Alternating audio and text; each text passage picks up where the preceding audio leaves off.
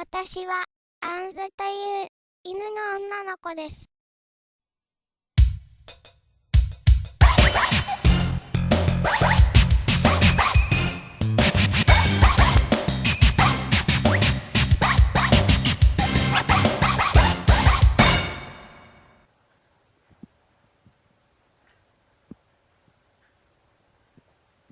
梅雨に入り、蒸し暑くなったので、お家のエアコンをつけてもらっています。床に寝そべっていると気持ちがいいので、寝そべっている姿勢が増えています。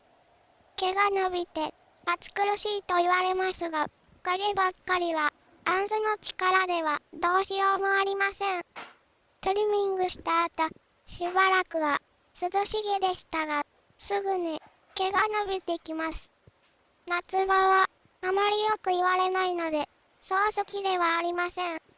こうやって床とか畳の上に寝そべってると涼しいんです。机の下とか影になるところを好んで寝そべるのは夏を少しでも涼しく過ごすあんずの知恵ですよ。花子母さんはエアコンの電気代が大変だって困っているみたい。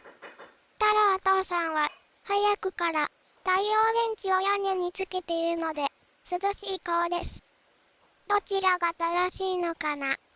あんずにはわかりませんが、要は涼しくなればいいのです。